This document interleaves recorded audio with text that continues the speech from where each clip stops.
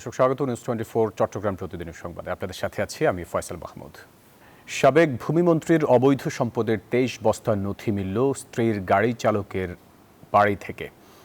চট্টগ্রামের কর্ণফুলী এলাকায় অভিযান চালিয়ে এসব নথিপত্র জব্দ করে দুদক। এদিকে দুদকের করা মামলায় সাবেক ভূমিমন্ত্রী সাইফুজ্জামান চৌধুরী ও তার স্ত্রী রুদমিলার বিরুদ্ধে ইন্টারপোলের মাধ্যমে রেড নোটিশ জারির আবেদন মঞ্জুর করেছে আদালত।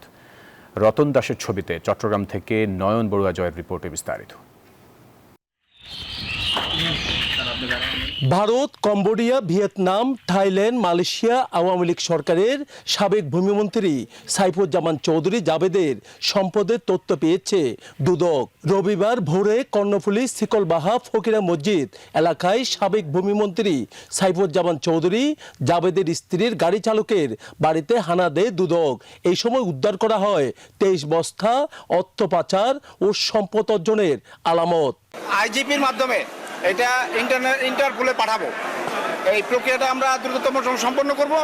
ইন্টারপোলে পাঠানোর পর তাদের চলাচল বন্ধ হবে এবং তারা যে এখন সম্পত্তিগুলো হস্তান্তর করে ফেলতেছে এই সম্পত্তি হস্তান্তর বন্ধ হবে। গেল বুধবার রাতে চট্টগ্রামের আগ্রাবাদ থেকে সাইফুজ্জামানের সহযোগী আব্দুল আজিজ ও উৎপল পালকে গ্রেপ্তার করে দুদক। তাদের রিমান্ডে জিজ্ঞাসাবাদে এসব নথির সন্ধান পায় তারা। 3 দিনের অভিযানের পর এসব নথি উদ্ধার করা হয়েছে। বিভিন্ন দেশের সম্পদ কেনার তথ্য, ট্যাক্সের কাজ, বাড়ি ভাড়ার ভাউচারের তথ্য পেয়েছে দুদক। এই দিকে রোববার সকালে দুদকের করা মামলায় সাবেক ভূমিমন্ত্রী সাইফুজ্জামান চৌধুরী ও তার স্ত্রী রুদমিলার বিরুদ্ধে ইন্টারপোলের মাধ্যমে রেড নোটিশ জারির আবেদন মঞ্জুর করেছে আদালত। দুর্নীতি দমন কমিশন তার ট্রান্সফার যাতে করতে না পারে সেজন্য আজকে আমরা ইন্টারপোলের মাধ্যমে রেড নোটিশ জারির আবেদন করেছিলাম। মামলার মেরিট বিবেচনা করে এই দুর্নীতিবাজদের এই পাচারকৃত অর্থ ফেরত আনার জন্য বিজ্ঞ আদালত সন্তুষ্ট হয়ে তাদের বিরুদ্ধে ইন্টারপোলের মাধ্যমে রেড নোটিশ জারির নির্দেশ প্রদান করেছেন। ধারণা করা হচ্ছে কয়েক হাজার কোটি টাকার সম্পদের তথ্য এসব নথিতে আছে, যা সাইফুজ্জামান চৌধুরীর ট্যাক্স ফাইলে দেখানো হয়নি। নয়ন বড়ুয়া জয়, নিউজ 24 চট্টগ্রাম। চট্টগ্রাম বিশ্ববিদ্যালয় কেন্দ্রীয় ছাত্র সংসদ নির্বাচনে প্রার্থীদের মনোনয়নপত্র যাচাই বাছাই করা হচ্ছে। এরপর আগামীকাল প্রাথমিক প্রার্থী তালিকা প্রকাশ করবে নির্বাচন কমিশন। এদিকে 23 সেপ্টেম্বর পর্যন্ত মনোনয়নপত্র প্রত্যাহার করতে পারবে প্রার্থীরা। এরপর অভিযোগ গ্রহণ ও আপত্তি নিষ্পত্তি শেষে 25 সেপ্টেম্বর চূড়ান্ত প্রার্থী তালিকা প্রকাশ করবে কমিশন। এবারের চাকসু নির্বাচনে কেন্দ্র ও হল সংসদ মিলিয়ে 1162 জন মনোনয়নপত্র সংগ্রহ করেছেন, তবে 931 জন মনোনয়নপত্র জমা দেন। এদিকে চট্টগ্রাম বিশ্ববিদ্যালয় ছাত্র সংসদ নির্বাচনে অহিংস শিক্ষার্থী ঐক্য প্যানেলের পরিচিতি ও সার্বিক বিষয় নিয়ে সাংবাদিক সম্মেলন করেছেন।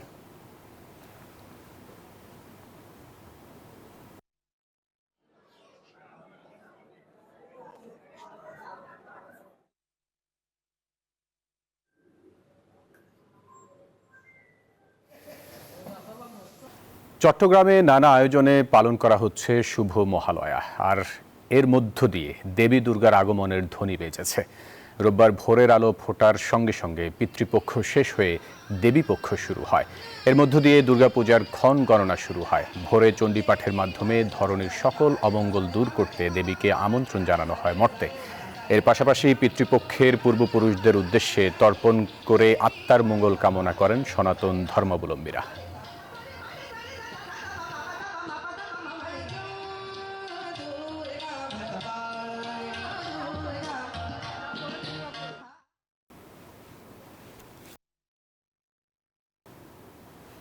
দর্শক, মহালয়া উৎসব নিয়ে বিস্তারিত জানাতে আমাদের সঙ্গে যুক্ত হচ্ছেন সহকর্মী ফাতেমা জান্নাত মোমো। মোমো, মহালয়ার রাঙামাটিতে কি উৎসব চলছে, আর সনাতন ধর্মাবলম্বী যারা আছেন তাদের মধ্যে উৎসাহ উদ্দীপনা কেমন দেখছেন এই মহালয়াকে নিয়ে?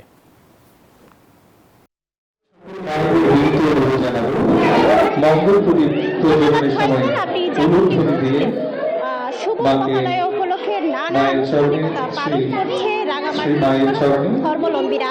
রাঙামাটি 41টি পূজা মণ্ডপে এই মহালয়া উৎসব পালন করা হচ্ছে। মহালয়ার মধ্য দিয়ে দেবীকে বরণ করা হয়।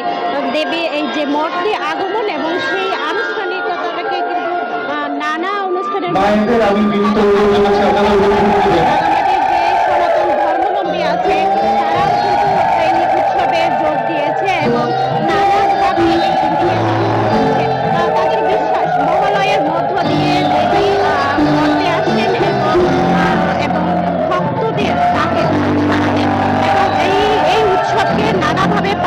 দর্শক, রাঙামাটি থেকে মহালয়ার খবরাখবর জানাচ্ছিলেন সহকর্মী ফাতেমা জান্নাত মোমো। চট্টগ্রাম প্রতিদিনের সংবাদের সময় হলো একটা বিরতি, ফিরছি আরও খবর নিয়ে, সাথেই থাকবেন। আবারও স্বাগত চট্টগ্রাম প্রতিদিনের সংবাদে।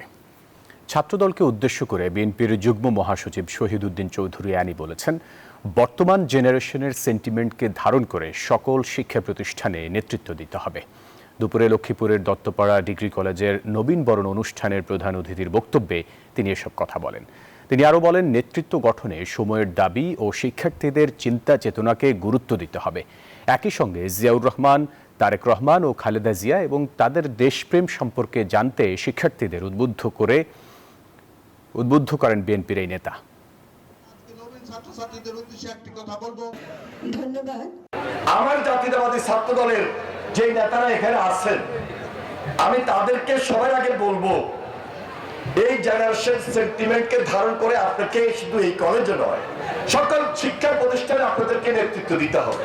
তাদের বক্তব্যটাকে, তাদের কথাগুলোকে সমীহ করে সেই সম্মানের জায়গায় থেকে আপনি ছাত্র সংগঠন করেন, তাহলে বর্তমানে আপনার ছাত্রদল যে পর্যায়ে আছে, আমি মনে করি এই ছাত্রদল অথবা ছাত্র নেতৃত্ব অথবা আপনাদের নেতাগিরি অনেক ঊর্ধ্বে যাবে। শহীদ প্রেসিডেন্ট জিয়াউর রহমান ও বিএনপির চেয়ারপারসন বেগম খালেদা জিয়া এবং বিএনপির ভারপ্রাপ্ত চেয়ারম্যান তারেক রহমানের আদর্শে দলীয় সিদ্ধান্ত মেনে ঐক্যবদ্ধ থাকার প্রত্যয় ব্যক্ত করেন মিরসরাই বিএনপির নেতাকর্মীরা। দুপুরে উপজেলা বিএনপির আয়োজনে মত বিনিময় সভায় নেতারা হাতে হাত মিলিয়ে সকল দূরত্ব এড়িয়ে দলের স্বার্থে এক হয়ে কাজ করার অঙ্গীকার করেন। এ সময় চট্টগ্রাম উত্তর জেলা বিএনপির সাবেক যুগ্ম আহ্বায়ক মোহাম্মদ নুরুল আমিন, মিরসরাই উপজেলা বিএনপির সাবেক আহ্বায়ক শাহিদুল ইসলাম চৌধুরী সহ আরও অনেকে উপস্থিত ছিলেন।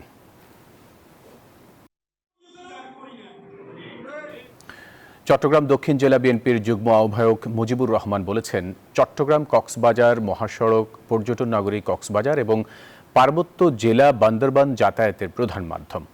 দুপুরে সাতকানিয়া উপজেলার ঠাকুরদিঘি বাজারে চট্টগ্রাম কক্সবাজার মহাসড়ক 6 লেনের দাবিতে মানববন্ধনে এসব কথা বলেন। এ সময় চট্টগ্রাম দক্ষিণ জেলা যুবদলের সিনিয়র যুগ্ম সাধারণ সম্পাদক মোজাম্মেল হক বলেন, ঢাকা কক্সবাজার মহাসড়কটি পর্যটন শিল্প, অর্থনৈতিক অগ্রগতি এবং জিডিপি প্রবৃদ্ধিতে এক অপরিসীম গুরুত্ব বহন করে।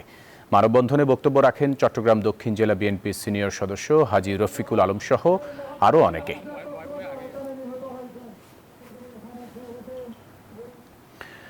250 শয্যা বিশিষ্ট নোয়াখালী জেনারেল হাসপাতালে যৌথ অভিযান পরিচালনা করেছে ভ্রাম্যমাণ আদালত ও র্যাব 11 নোয়াখালী ক্যাম্প। এ সময় হাসপাতালের বাইরে ও ভেতর থেকে বেশ কয়েকজন দালালকে আটক করা হয়। তারা সরকারি হাসপাতালে আসা রোগীদের বিভিন্ন প্রলোভন দেখিয়ে ভুল বুঝিয়ে বেসরকারি হাসপাতালে নিয়ে যেত। তার বিনিময়ে বড় অঙ্কের কমিশন নিত। এসব অভিযোগের সত্যতা যাচাই বাছাই শেষে 7 জন দালালকে চিহ্নিত করে ভ্রাম্যমাণ আদালতে হাজির করা হয়। খাগড়াছড়িতে মাসব্যাপী তাঁত বস্ত্র প্রদর্শনী ও কুটির শিল্প মেলা বেশ জমজমাট হয়ে উঠেছে। খাগড়াছড়ি থেকে এই বিষয়ে বিস্তারিত জানাচ্ছেন আমাদের সহকর্মী মোহাম্মদ জহুরুল আলম। খাগড়াছড়িতে মাসব্যাপী যে তাঁত বস্ত্র প্রদর্শনী ও কুটির শিল্প মেলা চলছে, সেটা বেশ জমে উঠেছে। এখানে মেলাতে বিভিন্ন নরসিংদী, টাঙ্গাইল সহ ঢাকা সহ বিভিন্ন জায়গা থেকে দোকানিরা দোকানের পসরা সাজিয়ে এখানে বসেছে। মেলাটি উদ্বোধন হয়েছিল গত 29শে আগস্ট। খাগড়াছড়ি জেলা প্রশাসকের অতিরিক্ত জেলা ম্যাজিস্ট্রেট হাসান মারুফ এই মেলার উদ্বোধন করেছিলেন। আমি যদি মেলাতে একটু দেখাতে চাই, মেলার যে দোকানের যে পসরা সাজিয়েছে, এখানে দেখা যাচ্ছে শাড়ি থেকে শুরু করে বিভিন্ন রকমের এই দোকানিরা দোকান সাজিয়ে বসেছে। প্রায় 1/2 শতাধিক দোকান এখানে মেলাতে আপনার পসরা সাজিয়ে বসেছে। এখানে বিশেষ করে আজকে শনিবার বন্ধের দিন হওয়াতে মেলা বেশ জমে উঠেছে।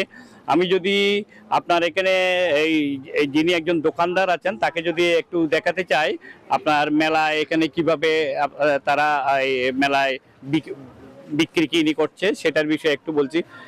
একটু জানতে চাচ্ছিলাম যে আপনার কাছে, আপনাদের এখানে যে শাড়ির যে পসরা সাজিয়েছেন কাপড়ের, সেখানে আপনাদের বেচা বিক্রি কেমন হচ্ছে? আলহামদুলিল্লাহ, এখানে যথেষ্ট বেচা বিক্রি ভালো আছে, কাস্টমারের অনেকটা সাড়া পাচ্ছি। এখানে কি কি ধরনের শাড়ি বা আপনার কাপড় রয়েছে? এখানে হচ্ছে আমাদের ঢাকার ঐতিহ্যবাহী জামদানি, তারপরে হচ্ছে আপনার বেনারসি আছে, আমাদের কাতান আছে, মিরপুরের জামদানি আছে, সব শাড়িগুলো আমাদের ঐতিহ্যবাহী। তারপর হচ্ছে আপনার এখানে আপনি যেমনটা শুনেছেন, এখানে এখানে আপনার টাঙ্গাইলের যে শাড়ি থেকে শুরু করে আপনার এই ঢাকার বিভিন্ন রকমের পসরা ওনারা বিশেষ করে কাপড় নিয়ে এসেছে। খাগড়াছড়ির তাঁত বস্ত্র মেলা থেকে সর্বশেষ পরিস্থিতি ছিল আমার এই। দর্শক, এই ছিল নিউজ 24 চট্টগ্রাম প্রতিদিনের সংবাদে। এতক্ষণ সাথে থাকার জন্য ধন্যবাদ সবাইকে।